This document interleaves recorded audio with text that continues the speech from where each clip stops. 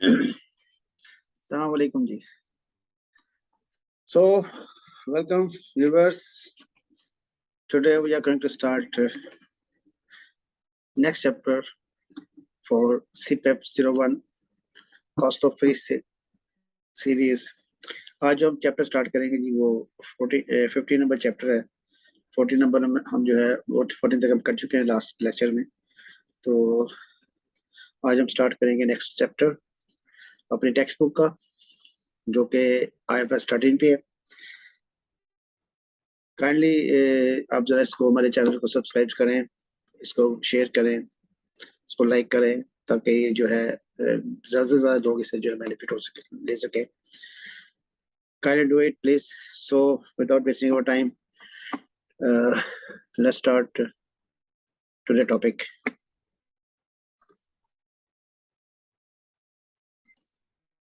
चलिए जी, आज का टॉपिक है जी हमारा chapter number 15 IFRS 13 fair value measurement. कोई इतना लंबा चौड़ा नहीं चैप्टर, पिछले जो पास्ट पेपर्स हैं उसमें भी कोई ऐसे रीजनेबल क्वेश्चन इसमें से नहीं आया। जस्ट मे बी दूसरे चैप्टर्स में जो है वो जहाँ पे फेयर वैल्यू अपनी कैलकुलेशन करनी है वहाँ पे शायद इसका यूज हो, लेकिन इंडिपेंडेंट क्वेश्चन में देख रहा था लास्ट जो है इसकी 7-8 अटेम्प्ट्स जो है उस पर इसका इंडिपेंडेंट जो है वो क्वेश्चन कोई नहीं है। बहरहाल एक चैप्टर है, एक स्टैंडर्ड है, तो हम इसको पढ़ते हैं। आज का लेक्चर इस पर करेंगे इंशाल्लाह। चलो जी, इसका बैकग्राउंड क्या है? कहते हैं इसका बैकग्राउंड है, there are many instances where particular IFRS required to allow entities to measure or disclose their fair value of assets, liability and their own equity instruments. Example includes but not limited to them. Number 1, IFRS 2 क्या कहता है? IFRS 2 कहता है requires an accounting treatment based on the grant date fair value of equity share based payment transactions. तो हम IFRS 2 already पढ़ चुके हैं। उसमें जो है हमें equity based share based payment transactions हैं, जिसके अंदर हमें जो है वो फेयर वैल्यू की जरूरत पड़ती है। उसको कहता है IFRS 3 क्या कहता है? बिजनेस कॉम्बिनेशन कंसोलिडेशन में हमने देखा था कि measuring goodwill requires the measurement of the acquisition date, the fair value, यहाँ पे भी fair value चाहिए, of the consideration paid and the measurement of the fair value with some exceptions of the assets acquired and liability assumed in a transactions that control is achieved. So consolidation में मैंने देखा जब business combination होता है तो acquisition method में क्या होता है, आपको एसेट्स और लायबिलिटी जो है वो भी फेयर वैल्यू पे चाहिए होती है, और गुडविल कैलकुलेट करने के लिए भी आपको फेयर वैल्यू की जरूरत पड़ती है। IFRS 7 जो है वो फाइनेंशियल इंस्ट्रूमेंट है, is a financial instrument is not measured at fair value that must be disclosed. IFRS 9 जो है फाइनेंशियल इंस्ट्रूमेंट का स्टैंडर्ड है, the financial instruments are measured at their fair value. तो फाइनेंशियल इंस्ट्रूमेंट जो है वो सारे वो भी आपकी फेयर वैल्यू पे मेजर होते हैं at initial recognition. Financial assets that meet criteria conditions are measured at amortized cost subsequently. Any financial asset that does not meet the conditions is measured at fair value. तो आपका financial asset जो है, चाहे वो आप amortized cost पे ले रहे हैं इनिशियली, या आप उसको फेयर वैल्यू थ्रू P&L ले रहे हैं, फेयर वैल्यू थ्रू उसे ले रहे हैं, उसके लिए आपको फेयर वैल्यू चाहिए होती है। Subsequent measurement of financial liabilities sometimes जो है वो फेयर वैल्यू होती है। तो आपको ये बता रहा है कि डिफरेंट स्टैंडर्ड्स में जो है आपको जो है वो फेयर वैल्यू की जरूरत पड़ती है। लीजिंग में भी जो है लीजिंग ट्रांजैक्शन जो है वो भी फेयर वैल्यू होती हैं।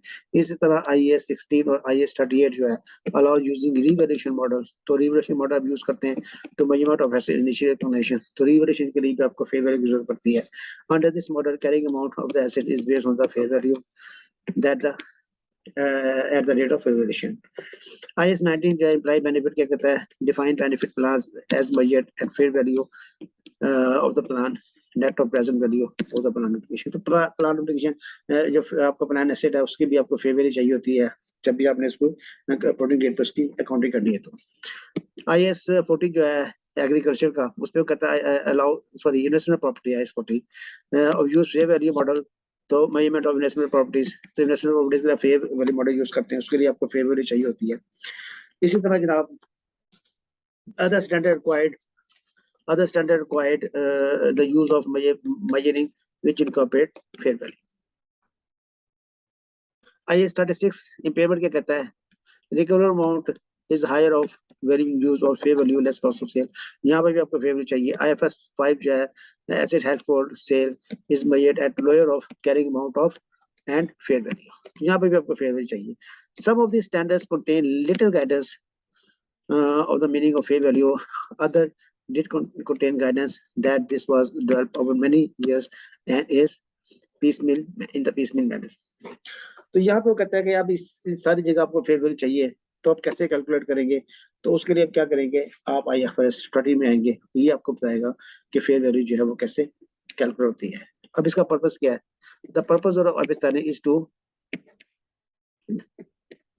डिफाइन फेयर वैल्यू, ये डिफाइन करेगा फेयर वैल्यू को। Set out the single framework for measuring the fair value, तो वो इतने स्टैंडर्ड्स आपको फेयर वैल्यू मांग रहे हैं, तो ये एक आपको स्टैंडर्ड प्रोवाइड करेगा कि आपको हर जगह जहां पे भी फेयर वैल्यू चाहिए होगी, आप इस स्टैंडर्ड से जो है फेयर वैल्यू को कैलकुलेट करेंगे। Specify disclosure about fair value measurement, तो फेयर वैल्यू की जो मेजरमेंट होगी, जो उसकी अमाउंट आप कैसे कैलकुलेट कर रहे हैं, उसका जो है वो हमने कैसे डिस्क्लोजर देने हैं, उसको भी हम यहाँ पे डिस्कस करेंगे। IFRS starting does not change what should be fair value nor when this should be occur। कहता है IFRS स्टार्टिंग जो है वो does not change what should be fair value nor when should be occur। तो वो ये नहीं कहता कि फेयर वैल्यू क्या क्या होनी चाहिए और उसको हमने कब कैलकुलेट करना है। तो ये आपको इसको कब फेयर वैल्यू चाहिए, इसको आपको कौन बताएगा? वो कहता था fair value measurement framework describe in this IFRS price to both initial and subsequent measurement of fair value required or permitted by the other IFRS। तो दूसरा IFRS जो है जिसका फाइनेंशियल इंस्ट्रूमेंट है, जब वो आपको बताएगा कि फेयर वैल्यू किस कब लेनी है। आपको बिजनेस कम्युनिकेशन बताएगा कि आपको फेयर वैल्यू कब कैलकुलेट करनी है। ये स्टैंडर्ड बस आपको गाइडेंस गाइड करेगा आपने किस तरह कैलकुलेट करनी है। स्कोप में क्या है? कहता है I have started applies to any situation where IFRS required or permit fair value measurement or disclosure about fair value measurement and other measures based on the fair value, such as the fair value less cost of sale, with the following exception। Exception क्या है जी? कहाँ पे ये standard apply नहीं होता वो आप देख लें, बाकी हर जगह अप्लाई होगा। शेयर बेस्ड पेमेंट जो है IFRS 2 में जो है, उसके लिए शेयर बेस्ड पेमेंट में जो आप फेयर वैल्यू निकालते हैं, तो उसके लिए आपको जो है IFRS 2 के रूल में दिए हुए वहीं पे आपके रूल इस्तेमाल करने हैं। इसी तरह लीज में जो है वो ये स्टैंडर्ड नहीं लगेगा। और उसमें इम्पेयरमेंट FS में जब आप आपको वैल्यू यूज निकालते हैं और जब आप इन्वेंटरी का रिकवरी अमाउंट निकालते हैं, तो वहाँ पे जो है वो फेयर वैल्यू कैलकुलेशन के लिए आपको इस स्टैंडर्ड को फॉलो नहीं करना, वहाँ पे उस स्टैंडर्ड में जो रूल्स दिए हुए हैं वही आपने अप्लाई करने हैं। The IFRS 13 disclosure requirement does not apply the following। किसके लिए होगा? एम्प्लॉयमेंट IAS 19 जब आप फेयर वैल्यू निकालते हैं प्लान एसेट्स की, वहाँ पे ही नहीं लगेगा। इसी तरह जो है आपको IAS 26 जो है accounting for repair and retirement benefits, तो वहाँ पे जो आपको फेयर वैल्यू निकालनी है डिफाइंड बेनिफिट प्लान या डेफिनेट प्लान एसेट्स में, तो वहाँ पे भी ये अप्लाई नहीं होगा। इसी तरह इम्पेयरमेंट में वो कहता है जब आप जो है वो निकालेंगे fair value less cost of sale, तो वहाँ पे जब आप वैल्यू यूज निकालते हैं, तो वैल्यू यूज जो है उस वक्त जो आपको अगर फेयर वैल्यू चाहिए, तो आपको स्टैटिस्टिक्स को देख के जो है वो फेयर वैल्यू निकालनी है। अब ये स्टैंडर्ड अप्लाई नहीं करेंगे। डेफिनेशन अगर इसकी देखें हम, फेयर वैल्यू की डेफिनेशन कहता है fair value is the price that would received to sell an asset. तो यहाँ पे देखिए ये कह रहा है सेल एन एसेट। आपने एसेट बाय करके लाए, जो आप परचेज करके लाए, वो परचेज प्राइस जो है वो आपकी जो है वो फेयर वैल्यू नहीं है।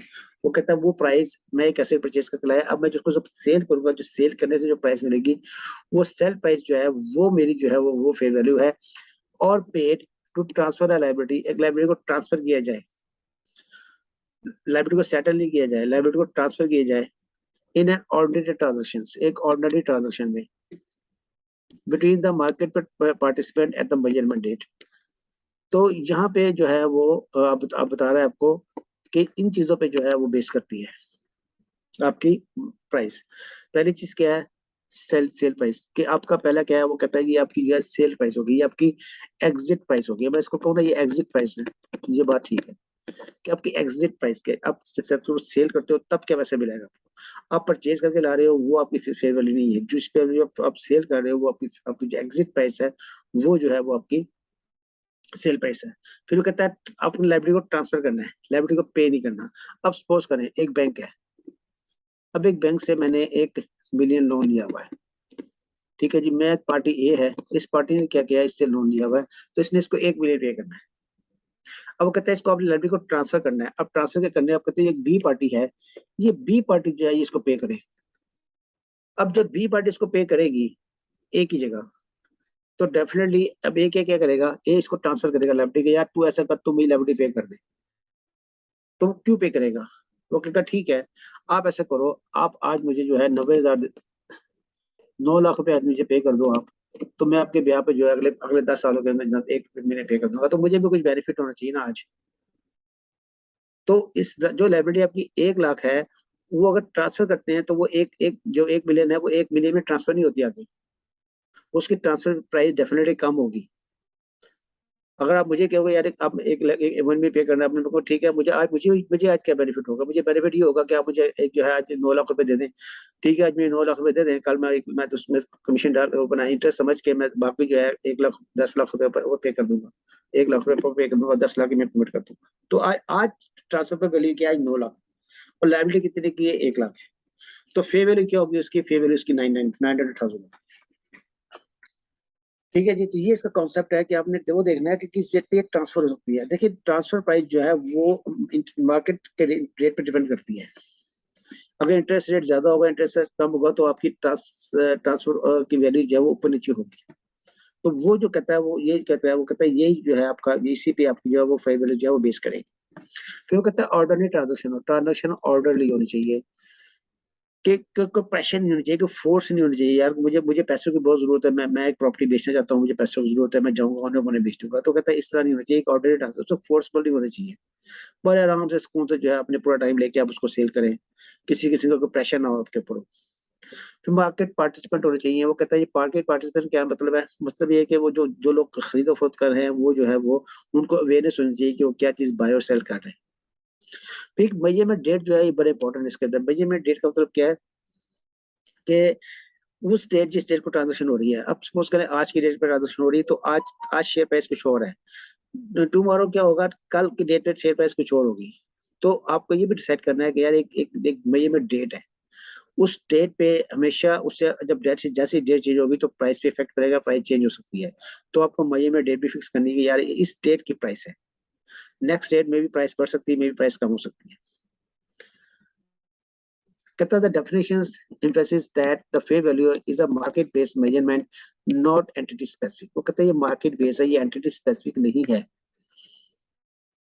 In other words, if two entities hold identical assets, these assets, all other things being equal, should have the same fair value, and this is not affected by how each entity uses the assets or how each entity intend to use assets in the future। कहता है इस वजह से क्या होगा, एक asset अगर दूसरी कंडीशन सेम है तो उनकी उसकी प्राइस जो है वो दोनों कंपनी के लिए सेम रहेगी। और दूसरी बात हमने यहाँ पे क्या की, हमने ये कहा कि ये जो है ये मार्केट बेस है, ये मार्केट बेस है, ये एंटिटी बेस नहीं है।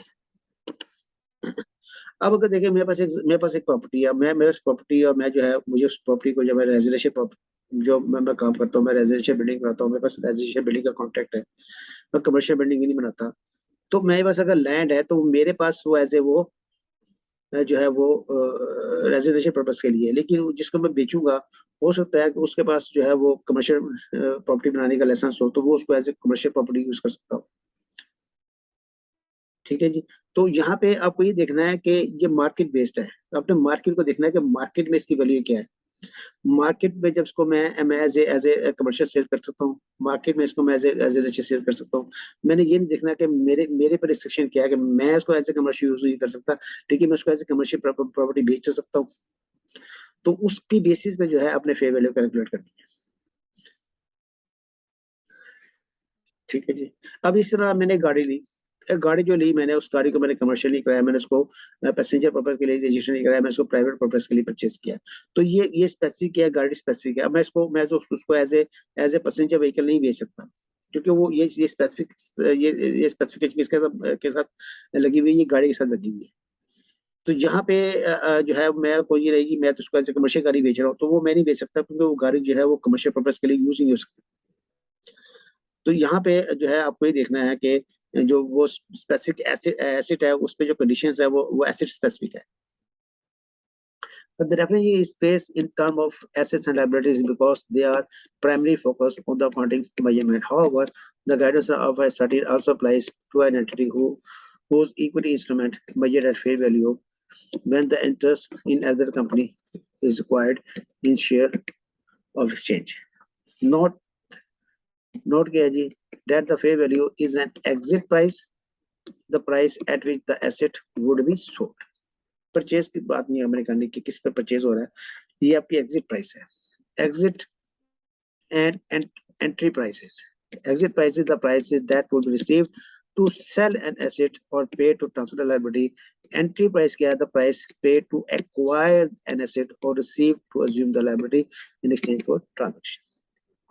तो हमने क्या कहना है, हमने इसको जो है एग्जिट प्राइस को जो है वो फोकस करना है, एंट्री प्राइस से इस सेंटर का कोई ताल्लुक नहीं है. The assets or liabilities. A fair value measurement is for particular assets or liability.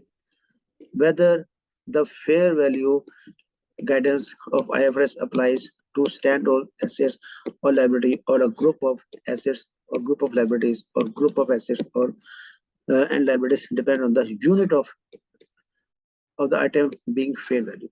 तो ये यूनिट ऑफ अकाउंट जो है इसको बेस करना है. ये क्या चीज होती है, कहता है unit of account the level at which an asset और लायबिलिटी इज एग्रीगेटेड और disaggregated in IFRS two for recognised purpose.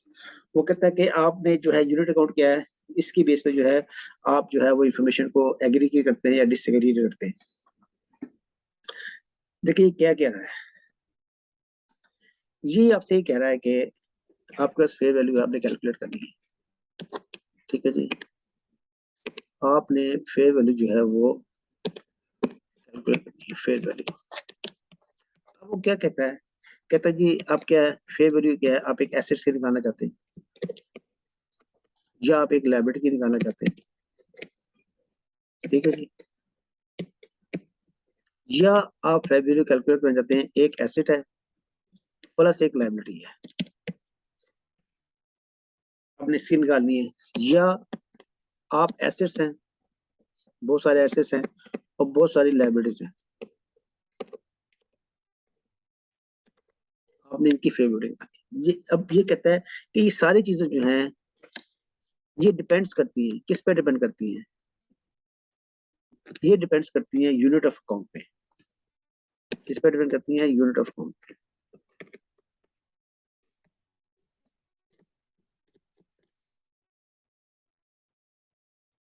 ठीक है, अभी यूनिट ऑफ अकाउंट क्या है वो इसको डिफाइन नहीं कर रहा है.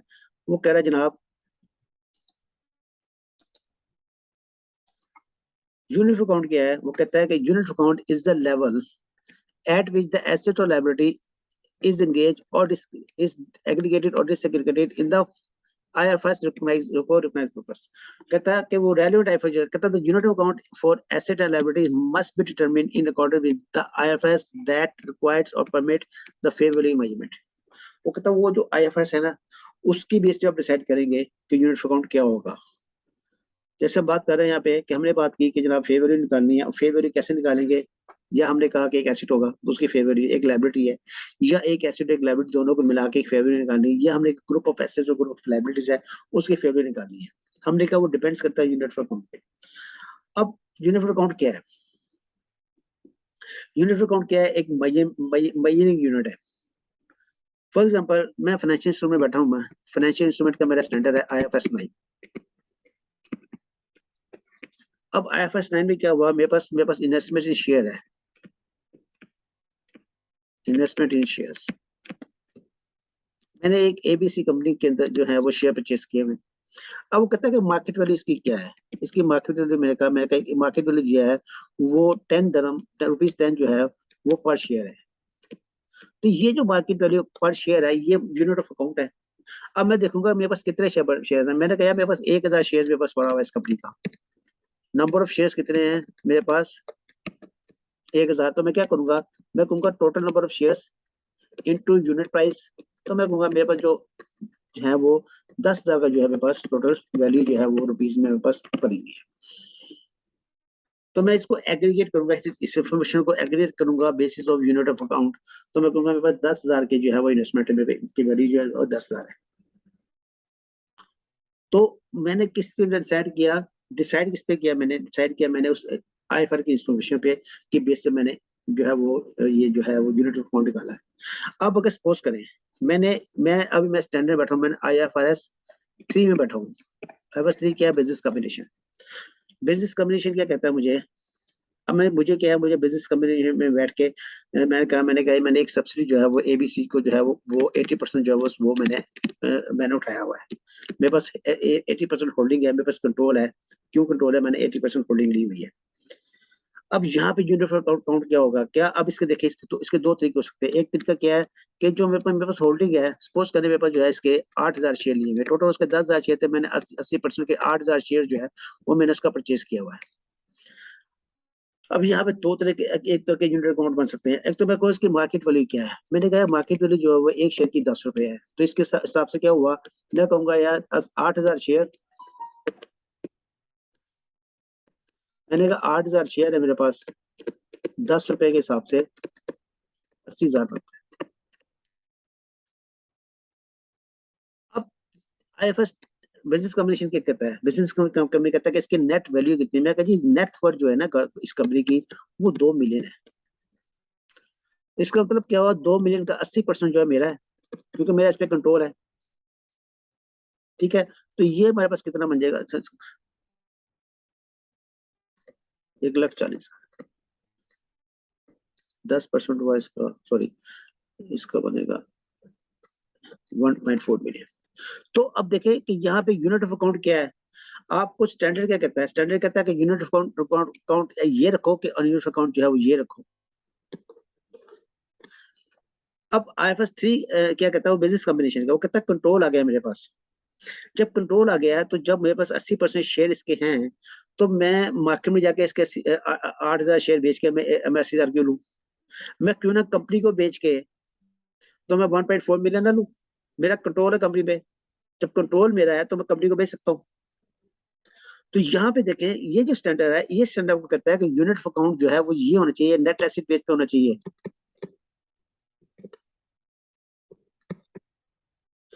तो ये आपको उस रेलेवेंट स्टैंडर्ड बताएगा कि यूनिट ऑफ अकाउंट क्या होना चाहिए। जब आपकी यही इन्वेस्टमेंट जो है वो फाइनेंशियल इंस्ट्रूमेंट में फॉल कर रही थी आपकी, तो आपने क्या किया? आपने यूनिट ऑफ अकाउंट जो है नंबर ऑफ शेयर्स दिया, क्योंकि अब आपके पास अगर 10% होल्डिंग है तो आपका कंट्रोल तो ना हुआ, आप उसको शेयर बेच के पैसे रिकवर करने हैं अपने, आप कंपनी तो नहीं बेच सकते। लेकिन जब आपके 80% कंट्रोल है और आपको पता है यार इसकी वैल्यू जो है 2 मिलियन है और मैं इसको बेचूंगा तो मुझे 1.4 मिलियन मिलेगा, तो फिर आप यूनिट ऑफ अकाउंट जो है उस स्टैंडर्ड के हिसाब से जो है वो नेट एसेट्स पे लेंगे, ना कि आप उसके नंबर ऑफ शेयर्स पे लेंगे। तो ये चीज जो है वो स्टैंडर्ड आपको बता रहा है। अगर इस एग्जाम्पल को आप ध्यान में रखिएगा तो आपको यूनिट ऑफ अकाउंट को समझ में आएगा। वो क्या कहता है आपको? कहता है जनाब, unit of account a level at which तो लेवल क्या है? वो लेवल या उसके शेयर प्राइस या net value at which than asset और लायबिलिटी इज एग्रीगेटेड और डिसएग्रीगेटेड। अब आपने आपने क्या किया, आपके पास 4 कंपनी के शेयर्स हैं, तो उन 4 कंपनियों की मार्केट वैल्यू डिफरेंट है। तो यहाँ पे आप एक मार्केट वैल्यू लेके आप 4 पे अप्लाई नहीं कर सकते, तो आपको अलग अलग जो है उसको ले रहे हैं, अलग अलग लेके उसकी मार्केट वैल्यू निकालनी है। In an IFRS to recognise purpose के लिए क्या करना है आपने? उस IFRS के हिसाब से जो है अपने यूनिट ऑफ अकाउंट जो सेट करना है। आपने अपनी मर्जी से सेट नहीं कर लेना कि चलो यार यही ये 7 तरीका है, शेयर्स की मार्केट वैल्यू लो और उसको मल्टीप्लाई करके जो है अपनी जो है वो उसकी सब्सिडी की वैल्यू निकालो। नहीं, आपने उस IFRS को देखना है कि उस IFRS की रिक्वायरमेंट क्या है, उसके हिसाब से अपनी यूनिट ऑफ अकाउंट सेलेक्ट करना है। The unit of account for an asset liability must be determined in accordance with the IFRS that requires or permit the fair value measurement। तो अगर IFRS बिजनेस बेस पे आप जाके IFRS 3 में जाके आपको जो है वो फेयर वैल्यू कैलकुलेट करनी है, तो आप कैसे करेंगे? यूनिट ऑफ अकाउंट जो होगा आपका वो आपका नेट एसेट्स होगा, ना कि वो मार्केट वैल्यू पर शेयर होगी। An entity must use the assumption that market participant would use when pricing the asset or liability under the current market conditions when measuring the fair value। तो यहाँ पे आप assumption लेके चलेंगे कि वो market participant हैं।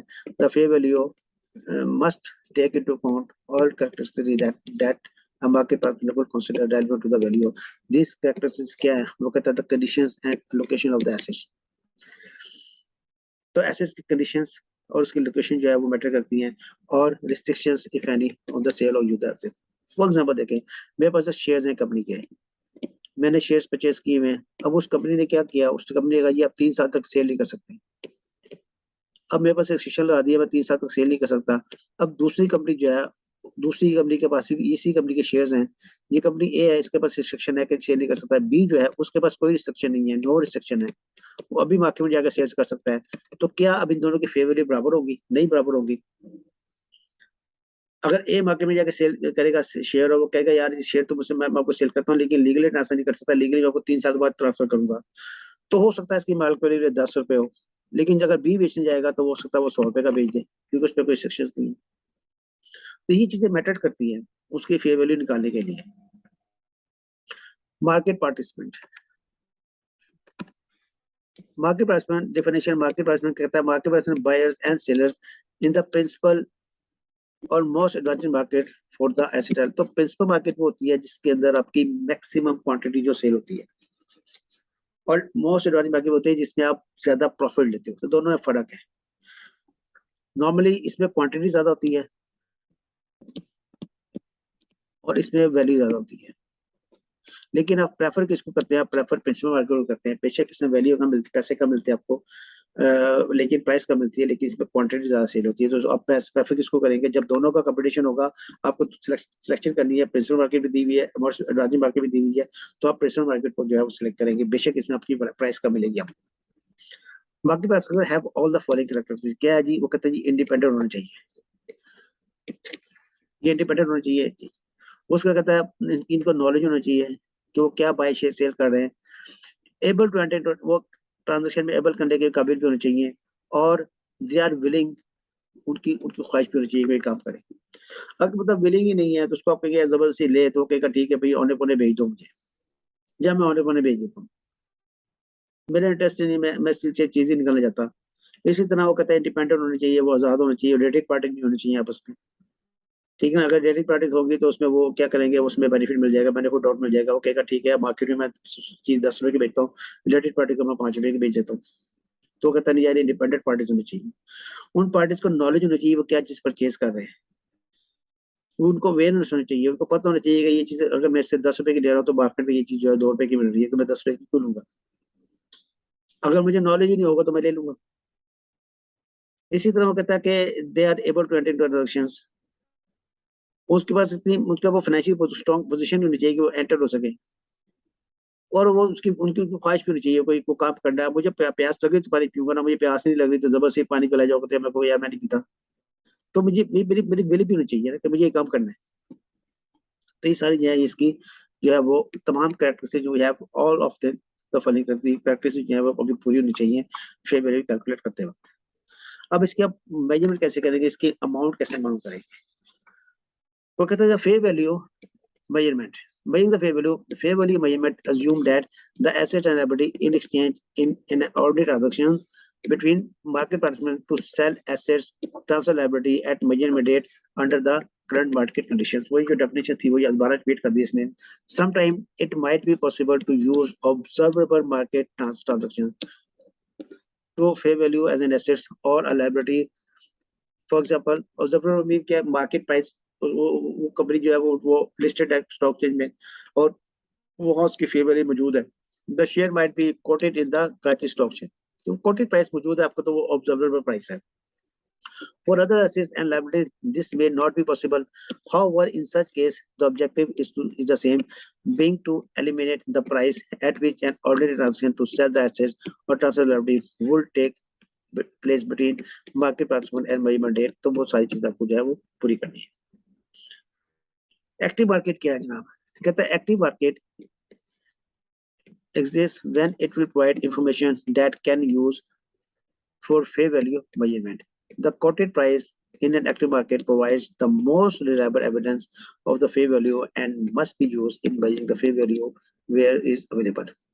If it would be useful to find an active market for sale for non-financial assets, so some other sort of valuation techniques would be used to determine the fair value। कहता है अगर आपको active मिलती है ठीक है, अगर नहीं मिलती तो फिर आप क्या करें, आपको जो है वो अदर वैल्यूएशन टेक्निक जो है आपको यूज करनी पड़ेगी, स्पेशली इन केस ऑफ आपके नॉन फाइनेंशियल एसेट होते हैं। ठीक है, तो नॉन फाइनेंशियल केसेस में आपको क्या करना पड़ेगा, आपको दूसरी टेक्निक जो है वो यूज करनी पड़ेगी। वो आगे देखते हैं हम आगे वैल्यूएशन टेक्निक्स क्या है। एक्टिव मार्केट कहता है market in which transactions for assets and liability take place with sufficient frequency and volume to provide pricing information of an ongoing basis. If there is no such active market, for example, the sale of an unquoted business or surplus machinery, then valuation technique would be used। तो valuation जो है क्या आप use करेंगे अगर आपको बस active market नहीं है तो। Principles and modern market क्या है? The fair value measurement is based on the possible transaction to sell the assets and transfer the liability in the principal market for asset and liability.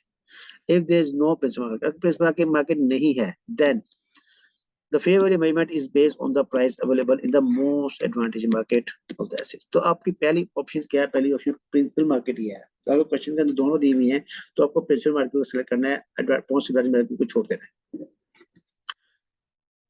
Most advantage market क्या थी? कहता है ये principal पहले principal market the market of aggregate volume and level of activity of assets. तो जहां पे जो है वो ज्यादा क्वांटिटी में जो है वो चीजें जो सेल हो सकती है उसको बोलते हैं principal market. Most market the market of maximising the amount, जिसमें पैसे ज्यादा मिलते हैं आपको, वैल्यू ज्यादा मिलती है आपको, that will be receive to sell and assets और minimize the amount that will be paid to transfer liability after taking into account the cost and the cost transaction cost and transaction cost के ऊपर भी हमने effect देना है और transportation cost को भी इफेक्ट हमने इसमें देना है। ठीक है जी। तो मोस्ट एडवांटेज मार्केट वो मार्केट है जिसपे आपको ज्यादा पैसे मिलते हैं शेयर सेल करके, लेकिन आपकी क्वांटिटी जो है वो नंबर ऑफ शेयर जो है वो कम सेल होते हैं। लेकिन प्रिंसिपल मार्केट क्या है, जहां पे आपकी आपकी क्वांटिटी ज्यादा सेल होती है लेकिन उसकी शेयर की वैल्यू कम लगती है। Identify principal market, most advantage market. It is not necessary for an entity to make an exhaustive search to identify the principal market or filing that the most valuable market. However, it should take an account all information that reasonably available। तो वो कहता है आप जितनी maximum information है वो डाल के जो है आप कैलकुलेशन करने की मार्केट जो है वो आपकी प्रिंसिपल मार्केट है, अगर नहीं है तो आपकी मोस्ट वैल्यूएबल मार्केट है। Unless there is evidence of contrary principal market और failing that, the most valuable market is one in which an entity normally enters into transactions, sell the assets or transfer the liability at fair value। तो normally क्या होगा आप देखेंगे कि वो principal market जहाँ पे आपकी कंपनी नॉर्मली रजिस्टर्ड है। अब ये कंपनी जो है वो लॉ स्टॉक एक्सचेंज में रजिस्टर्ड है, तो ये मेरी प्रिंसिपल मार्केट है। अब ये अगर मेरे शेयर जाके अमेरिका में भी ट्रेड होते हैं तो वो मार्केट जो है वो मेरी जो है वो मोस्ट एडवांटेज मार्केट है, वहां पे मुझे अच्छे पैसे मिल जाते हैं। लेकिन यहाँ मुझे अच्छे पैसे तो नहीं मिलते, लेकिन ये मेरी प्रिंसिपल मार्केट है, मैं इसी को प्रेफर करूंगा। If there is a principal market for the asset and liability, the fair value measurement must be used। The price in that market, even if the price is different market, is potentially more advantageous as measured। वो कहता है आप बेशक आपको तो ज्यादा पैसे मिल रहे हैं लेकिन हमने प्रिंसिपल मार्केट को जो है वो प्रेफर देनी है। The price in principal market might either be directly observable or estimated using valuation techniques। Transaction cost की बात करता है। ट्रांजेक्शन कॉस्ट में क्या होता है? The price is in the principal और most of market used to measure the fair value of the asset and liability, not just its transfer price. Note that the fair value is not NRV or fair value less cost of disposal, and using the price at which the assets can be sold as a basis for fair valuation does not mean that the entity intend to sell it। क्या कह रहा है जी? वो कहता है जी कि आप जब आप प्रिंसिपल मार्केट लेंगे या आप मोस्ट एडवांटेज मार्केट लेंगे तो जो ट्रांजेक्शन कॉस्ट है उसमें आपको उसको ऐड करेंगे। ठीक है जी। The price in the principal or model market used to measure the fair value of asset and liability is not adjusted for transaction price. ठीक है जी। वो कहता है एडजस्ट नहीं करेंगे, नॉट एडजस्ट ट्रांजैक्शन प्राइस को आप इग्नोर करेंगे। ठीक है जी। अब क्यों इग्नोर करेंगे? दोबारा देखें जी। द प्राइस, सॉरी, कहता है the price in the principal market or most branch markets used to measure the fair value of the assets or liability is not adjusted for transaction cost. Note that the fair value is not a NRV. अच्छा वो कहता है कि transaction price को जो है आपने adjust नहीं करना। जब आप प्रिंसिपल मार्केट ले रहे हैं और मोस्ट ब्रांच मार्केट ले रहे हैं तो उस वक्त आपको ट्रांजेक्शन प्राइस को अपने इग्नोर करना है। क्यों इग्नोर करना है? एडजस्टमेंट नहीं डालनी है। वो होता क्या है, आप देखिए जी ट्रांजेक्शन प्राइस क्या है, ये आपकी कमीशन है। मैं इस फ्लैट में बैठा हूँ, अब अगर मैं ये फ्लैट जो है रियल एस्टेट से परचेज करता हूँ तो मुझे कमीशन पे करनी पड़ेगी, ठीक है। अब अगर ये फ्लैट जो है मैं डायरेक्ट फ्रॉम ऑनर लेता हूँ तो मुझे कमीशन नहीं पे करनी पड़ेगी। तो इसका मतलब क्या हुआ कि ट्रांजैक्शन प्राइस जो है उसकी बेस पे जो फेयर वैल्यू कैलकुलेट नहीं कर सकते। अब अगर एक फेयर वैल्यू कैलकुलेट करते हुए जो है प्रिंसिपल मार्केट में मैं फेयर वैल्यू कैलकुलेट कर रहा हूँ और मैं उसको ट्रांजैक्शन प्राइस को ऐड कर लेता हूँ क्योंकि मैंने कमीशन पे किया, दूसरा बंदा जो है वो डायरेक्ट ले रहा है, तो वो कहता है कि ये ट्रांजैक्शन प्राइस जो है वो सेम नहीं है। तो इसको क्या करना है, जब आपको आप क्या करना है, जब प्रिंसिपल मार्केट आपको लेनी है तो आपने क्या करना है, आपने इसका इफेक्ट को इग्नोर कर देना है, ठीक है जी। और दूसरी बात वो क्या कहता है the fair value is not NRV. वो कहता है जो एनआरवी है वो जिस तरह आप IS2 निकालते हैं, IS2 के अंदर आप कहते हैं कॉस्ट एनआरवी इज लेस, तो कहते हैं ये फेयर वैल्यू जो है ये एनआरवी नहीं है। Nor fair value less cost of disposal, जैसे fair value cost of disposal आप यूज करते हैं एग्रीकल्चर इनकम, एग्रीकल्चर में आपने यूज किया, आपने इम्पेयरमेंट में जो है आप जब कंपेयर करते हैं इम्पेयरमेंट निकालने के लिए तो आपको fair value less cost of disposal निकालनी पड़ती है। Sorry less cost of sale होती है वो, सॉरी वो नहीं है इम्पेयरमेंट, नहीं, ये लेस कॉस्ट ऑफ डिस्पोजल है, ठीक है। ये आप निकालते हैं फेयर वैल्यू मॉडल में, IS40 में निकालते हैं आप। तो यहाँ पे जो है वो आप कहता है कि ये जो है ये फेयर वैल्यू जो है ना तो ये आपकी एनआरपी है, एनआरपी जो है वो एंट्री जनरेटर होती है, इंटरनल प्राइस होती है, और ये क्या होती है, ये फेयर वैल्यू मार्केट प्राइस होती है। तो ये कहता है ये एनआरपी भी नहीं है, और ये क्या है, ये fair value less cost of disposal भी नहीं है आपकी, जो आप IS40 में निकालते हैं। इसीलिए इन्होंने जो है IS2 और IS40 को जो है वो आउट ऑफ स्कोप रखा हुआ है। और वो कहता है and use the price at which an asset can be sold for as a specific for fair valuation does not mean that the entity intend to sell it। तो यहाँ पे क्या है, आपने उसको एक्चुअल में सेल नहीं करना, बल्कि आपने उसको देखना है कि इसको सेल करके आपको क्या प्राइस मिलती है। आगे बात करता है ट्रांसपोर्टेशन कॉस्ट की बात करता है। वो कहता है ट्रांसपोर्ट करता है if location is a characteristic of the assets, the price for principal or market it's adjusted for the cost that will be incurred in transportation। तो कहता है यहाँ पे इसको तो आपने एडजस्ट नहीं किया, लेकिन इसको आपने एडजस्ट करना है। क्यों? क्योंकि ये तो आपका खर्चा, आपको प्रिंसिपल मोस्ट एडवांटेज मार्केट तक जो है उसको लेके जाना है मटेरियल को, तो वहां जब आप लेके जाओगे तो ये ट्रांसपोर्टेशन जो है उसको इसको ऐड करना पड़ेगा, ठीक है जी। यहाँ पे देखते हैं आप, कहते हैं the entity holds and assets which should in one or two market, कहता है सोल्ड हो सकता है 1 और 2 मार्केट में सोल्ड हो सकता है, तो एक मार्केट ए में भी सेल हो सकता है, ये एक मार्केट बी में भी सेल हो सकता है। Information about these markets that cost would incurred if the sale were to be made is as follows। वो कहता है क्या होगा, कहता है जी सेल अगर आप एक ए मार्केट में सेल करेंगे तो इसकी सेल प्राइस ये होगी, और बी में सेल करेंगे तो उसकी सेल प्राइस ये होगी। ट्रांसपोर्टेशन कॉस्ट आप अगर जो आपको वहां तक पहुंचना है मार्केट, तो वहां जो आपका खर्चा होगा वो ये आएगा, वो आप माइनस करेंगे। उसको कहता है जी ट्रांजैक्शन कॉस्ट जो है वो आपकी ये आएगी, इन मार्केट्स के लिए आपकी जो कमीशन में पे करनी है वो ये आ रही है। तो नेट रिसीव क्या होगा, आपको नेट आपको यहाँ पे 230 रिसीव होगा, और यहाँ पे आपको 210 रिसीव होंगे। तो अगर मैं देखूं तो मुझे यहाँ पे फायदा लग रहा है, मुझे यहाँ ज्यादा पैसे मिल रहे हैं, ठीक है। तो मैं तो फिर यही मार्केट सिलेक्ट करूंगा कि यार मुझे ज्यादा पैसे मिलेंगे सब कुछ कर कुट के भी। कहता what fair value would be used to measure the asset if the market A is a principal market. और कहता है कि अगर ये मार्केट ए जो है ये प्रिंसिपल मार्केट है अगर, तो फिर आपको क्या मिलेगा। तो प्रिंसिपल मार्केट में हमने कहा था कि ट्रांजैक्शन जो कॉस्ट है इसका इफेक्ट हम नहीं लेते, और इस कॉस्ट का इफेक्ट हम लेते हैं जब हम प्रिंसिपल मार्केट से कैलकुलेशन करते हैं, ठीक है जी। तो जब हमें ये कॉस्ट ही नहीं लेनी तो इसका मतलब क्या हुआ कि फेयर वैल्यू तुम्हारी ये होगी। तो पहले का आंसर क्या हुआ आपका, पहले का आंसर ये हुआ आपका कि आपको जो है वो ट्रांजैक्शन कॉस्ट जो है वो उसको जो है वो छोड़ देना है। जब हम उसको छोड़ देंगे तो आपका जो है उसका आंसर आ जाएगा। ट्रांजेक्शन कॉस्ट आप नहीं लेंगे तो 240 जो है वो आपका आ जाएगी प्राइस, ठीक है जी। अब भी क्वेश्चन क्या है, what fair value would be used to measure the asset if no principal market could be identified. वो कहता है ये प्रिंसिपल मार्केट जो है आइडेंटिफाई नहीं होगी। अब आपने कहा था जब बी जो है वो प्रिंसिपल मार्केट है, तो अब प्रिंसिपल मार्केट अगर बी है, जो सॉरी ये जो ए जो है प्रिंसिपल मार्केट है, तो हमने कहा इसकी प्राइस कितनी है। तो अब जब ये प्रिंसिपल मार्केट है तो ये आपकी मोस्ट एडवांटेज मार्केट होगी, मोस्ट एडवांटेज मार्केट होगी आपकी। तो मोस्ट एडवांटेज मार्केट में आप क्या करते हैं, आप जो है वो उसका इफेक्ट आपने लेना है मोस्ट एडवांटेज मार्केट में। तो मोस्ट एडवांटेज मार्केट में क्या होगा, इसका आंसर जो होगा ये होगा, बी का आंसर ये होगा आपका। क्योंकि मोस्ट एडवांटेज मार्केट जब आप लेते हैं तो उसके अंदर आप जो है वो ट्रांजेक्शन कॉस्ट का इफेक्ट भी डालते हैं और ट्रांसपोर्टेशन कॉस्ट का भी इफेक्ट डालते हैं। तो यहाँ पे जो प्राइस होगी मोस्ट एडवांटेज मार्केट पे वो आपकी 220 रुपये होगी। राइट जी।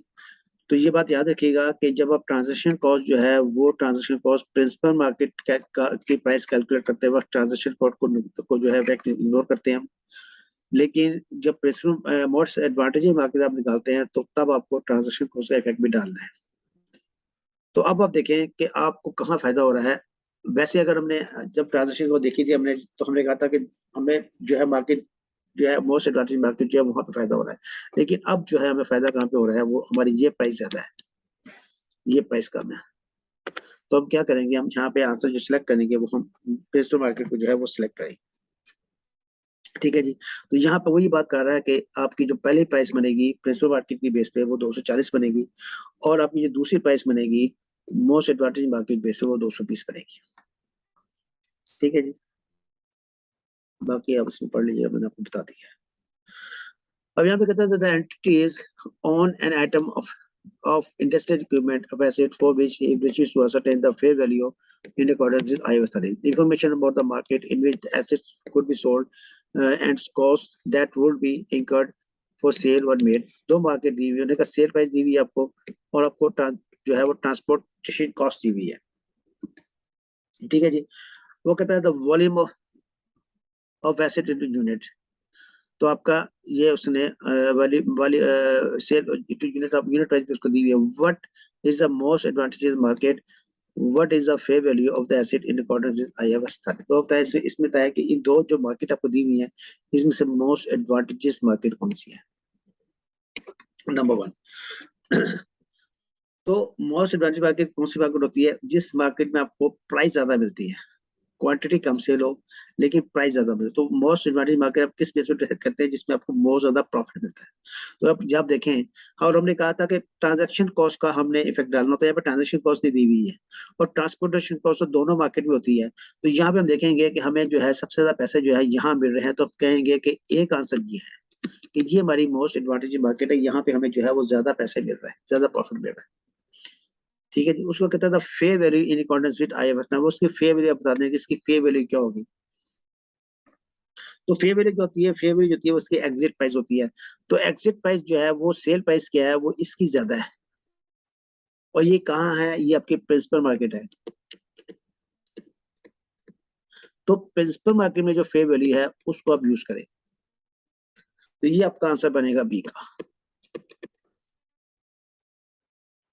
देखिए जी क्या कहते हैं, कहते हैं market A is the most advance market at is by the highest return after transaction cost, or the fair value is the asset in accordance with IFRS 13 is 2005. Why?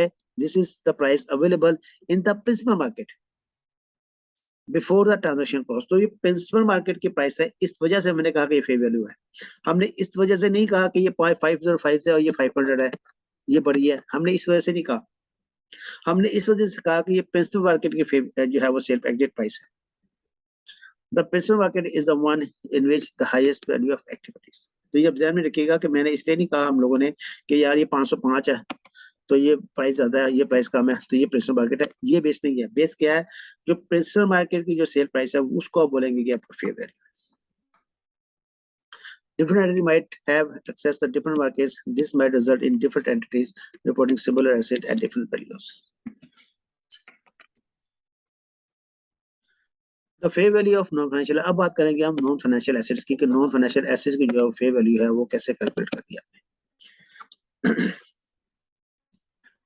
The fair value movement of the non-financial assets must be valued assets at highest and best use. वो कहता है highest and best use की basis आप बताएंगे कि आपकी fair value of non-financial assets क्या बनती है.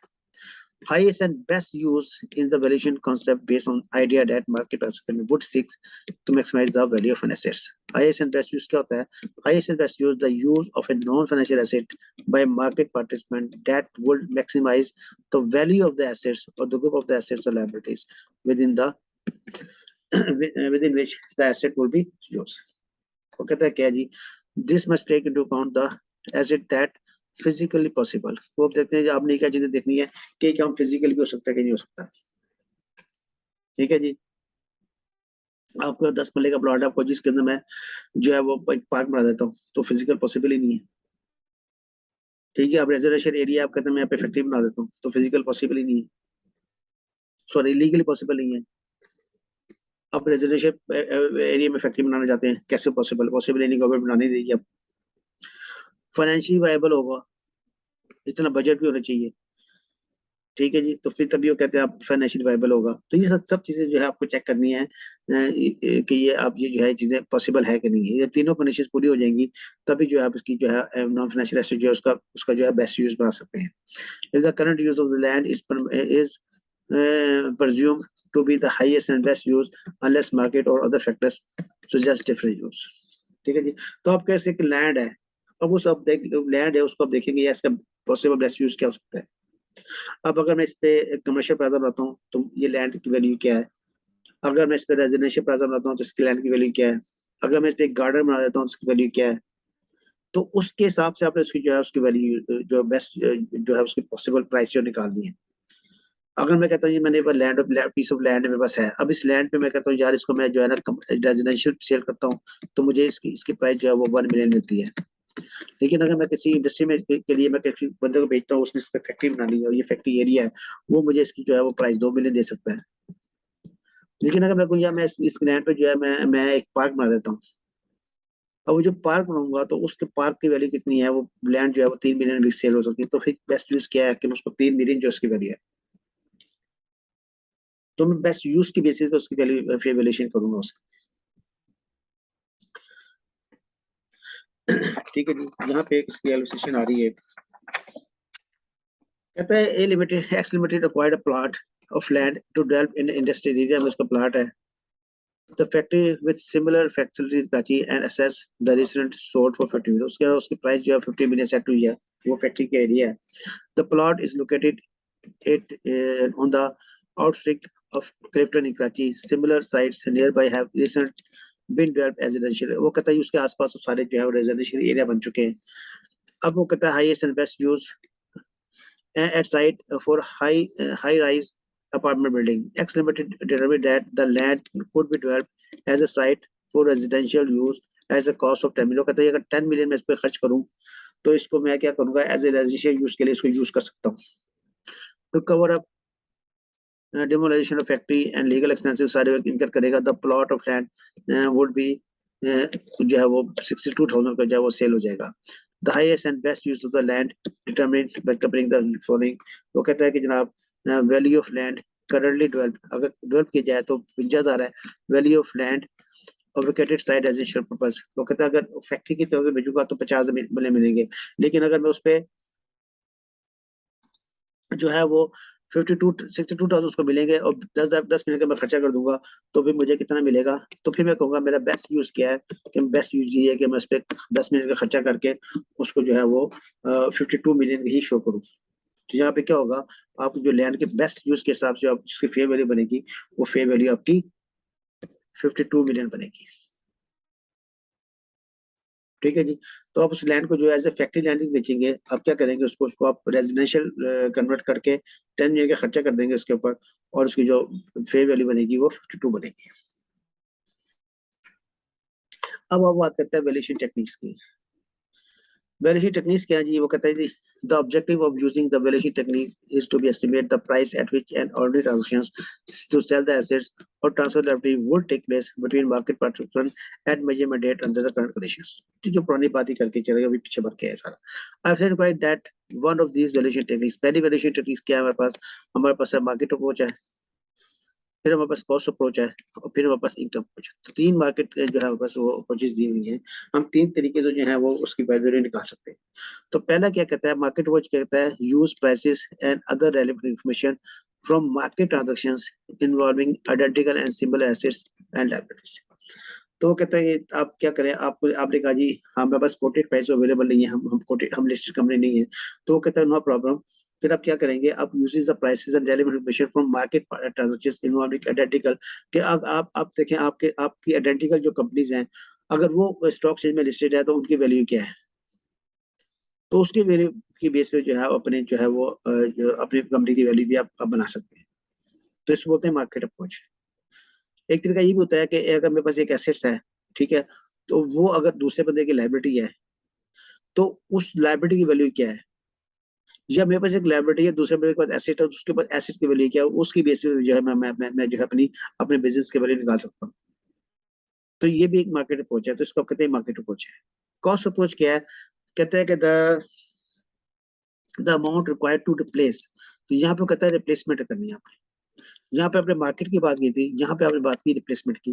The service capacity of an asset is known as, कि आप अगर मेरे पास एक एसेट है, उसको रिप्लेस करके नया एसेट लेके आता हूँ, जो रिप्लेसमेंट का जो मेरा खर्चा है, जो मेरे रिप्लेस एसेट की वैल्यू है, वो वैल्यू जो है उसको आप कहते हैं कॉस्ट अप्रोच है। तो ये आपकी फेयर वैल्यू होगी। यहाँ पे बात की हमने रिप्लेसमेंट की।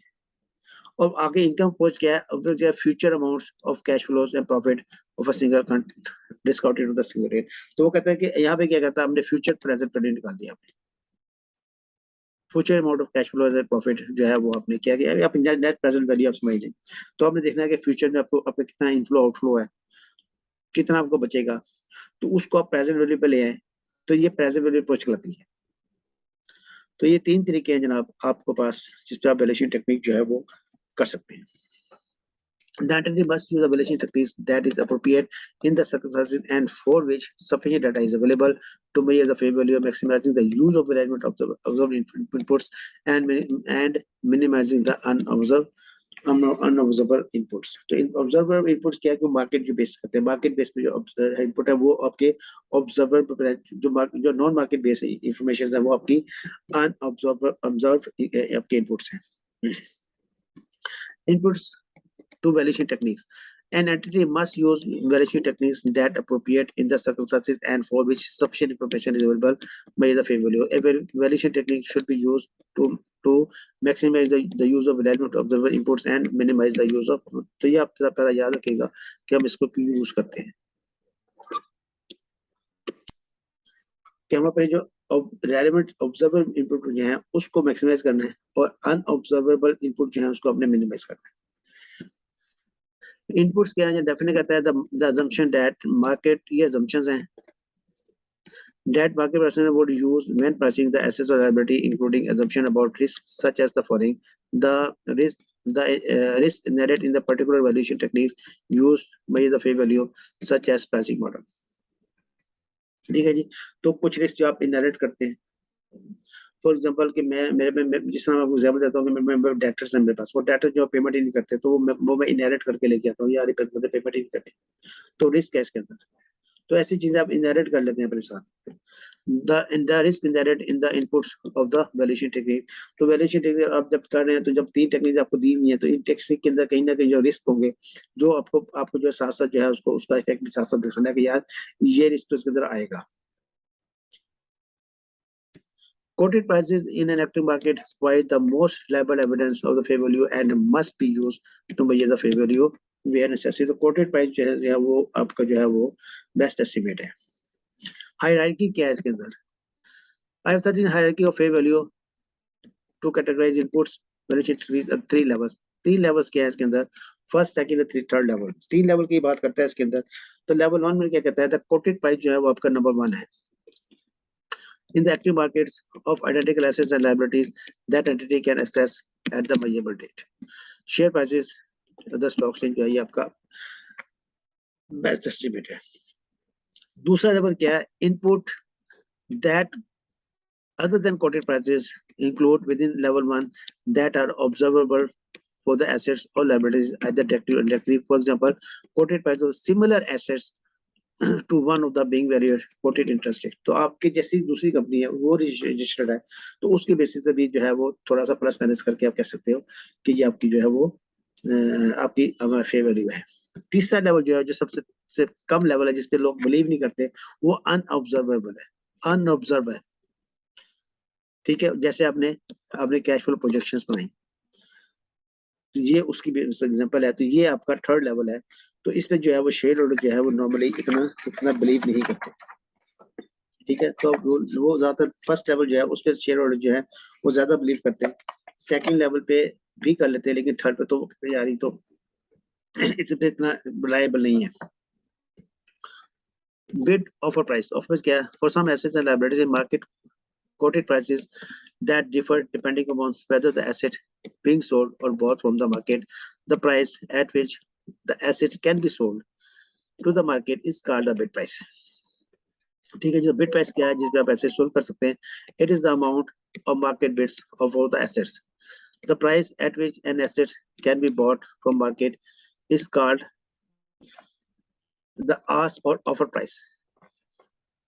It is the amount of the market ask for the asset offer to sell it for it. तो वो कहता है कि बिड प्राइस क्या है? बिड प्राइस, प्राइस वो है जिस पे आप एसेट को सोल्ड कर सकते हैं। ठीक है जी, can sold in the market. और ऑफर प्राइस क्या है? ऑफर प्राइस वो है जिस पे आप बाय करते हैं। The price within the bid ask spread that the most representative of fair value in the circumstances must use the measurable fair value. Previously, bid price had to be used for financial asset and ask price or offer price for financial liability, but this is no longer the case. तो कहता है आपने क्या करना है, आपने जो है वो बिड प्राइस को जो है वो आपने यूज करना है। पहले आप यूज करते थे ऑफर प्राइस को, लेकिन अभी आपको क्या करना है, आपको बिड प्राइस ही चाहिए IFRS 13। Liability entry on equity. अब लायबिलिटी और इक्विटी की अपनी फेयर वैल्यू कैसे निकालनी है? कहता है जनाब,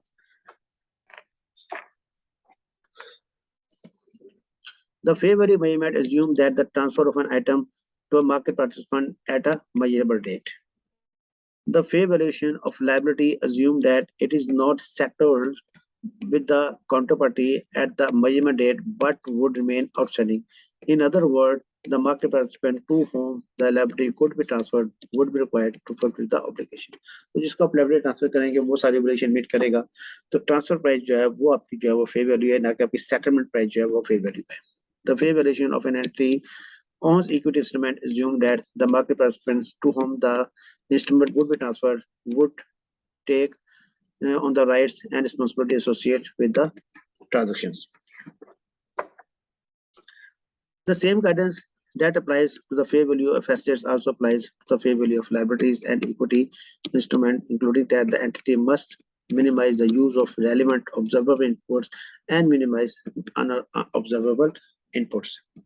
And the quoted price in an equity market must be used to buy the fair value wherever necessary. तो वो कहता है सेम मेथड पे जैसे आपने एसेट्स की बात करके हैं वैसे आप लायबिलिटी की निकालेंगे। In the absence of equity market of the observable market item held by other prices. ठीक है जी, liability and the equity instrument held other parties of an asset. If the equity quoted prices of the transfer of an identical or similar liability or entries on equity instruments is not available, it may be possible to measure the fair value from the point of view of the party that holds the identical item of assets and value. तो आप दूसरी party की base पे भी आप decide कर सकते हैं, या अगर आइडेंटिकल लायबिलिटी जो है उसके पास भी है तो जो उसकी मार्केट वैल्यू है उसमें आप जो है वो कुछ परसेंटेज प्लस माइनस करके जो है आप कह सकते हैं कि आपकी फेयर वैल्यू है। This is the case of fair value is measured as follows. Using the quoted price in an equity market, if available, for identical items held by another party, using the other observable inputs, the quoted price in the market that not active for the identical item under the party और filling. तो जब आप identical नहीं है तो आप उसको identical बना सकते हैं, उसमें आप थोड़ी ऊपर नीचे आप कहें जिसके पास 15 बंदे हैं, बस 20 बंदे काम करते हैं, उसके पास ये मशीनरी है, बस ये मशीनरी है, उसकी प्रोडक्शन इतनी ज्यादा है, इतनी कम है, तो उस तरह भी आप उसको मेजर करके फेवर निकाल सकते हैं। अदर वैल्यूएशन टेक्निक्स भी आप यूज कर सकते हैं, for example using quoted prices similar liabilities or quoted industries by the parties assess market approach. तो मार्केट अप्रोच लगा के भी आप जो है वो आप उसकी आप कहते हैं मेरी मेरा उसके मेरा मेरी लायबिलिटी है, उसका एसेट है, तो उसके एसेट की वैल्यू ये तो मेरी लायबिलिटी की वैल्यू ये सकती है। Adjustment of quoted prices, there might be factors that are specific to the assets held by the third party that are not applicable favoring liabilities and asset equity. The quoted prices of such item is adjusted for such factors. For example, the quoted prices might relate to a similar but not identical liabilities or equity instrument held by another party. However, the price of the asset must not reflect the effects of restriction prevented of the sale of that assets. Liabilities and equity instrument not held by another party. अगर दूसरे party के पास same नहीं है तो फिर क्या होगा? In this case, the fair value is measured from the perspective of market participant that owns the liability and has issued the claim of one entry equity. For example, क्या example है जी? कैसे निकालेंगे? When applying a present value technique, an entity might take into account the future cash flows that market participant would expect to incur to fulfilling the obligation, including the composition that market participants would require to take। तो ये आपने present value method निकालना है, जो उसकी future cash flows है उसको अपने जो है प्रेजेंट वैल्यू पे लेके आना है। नेट प्रेजेंट वैल्यू जो होगी वो आपकी फेयर वैल्यू ही होगी। Financial asset financial liabilities manage on net basis. अगर ऑफसेटिंग कर रही है आपने, the entity might manage a group of financial assets and liabilities on basis of its net exposure, either market risk or credit risk. In this case, the entity allowed to measure the fair value of net positions, net assets, or a net liability as appropriate. ठीक है जी, this is the exceptions. ये exceptions आपको to the general rules of I-15 which would otherwise apply separately to the assets and liability. It applies only the financial asset and financial liability within the scope of IS 39 और IFRS 9। वहां पे देखें कि आपको IFRS 9 जो है वो आपको सेट ऑफसेटिंग अलाउ करता है। तो वो कहता है अगर वहाँ पे ऑफसेटिंग अलाउ है तो फिर आप ऑफसेटिंग करके ही जो इसकी भी है वो मार्केट वैल्यू निकाल सकते हैं। Exception is only allowed if the entity does not does all the following। क्या है जी? It manages the group of financial assets or financial liability on the basis of entity net exposure to a particular risk. It provides information on the basis about the group financial assets, financial liabilities. It measures those financial assets and financial liability fair value statement, financial position at the end of each reporting period।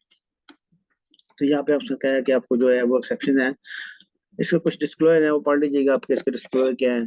तो इसमें आपको बस ये देखना है कि इसमें recording information देनी है, नॉन रिकॉर्डिंग इन्फॉर्मेशन भी आपको देनी है।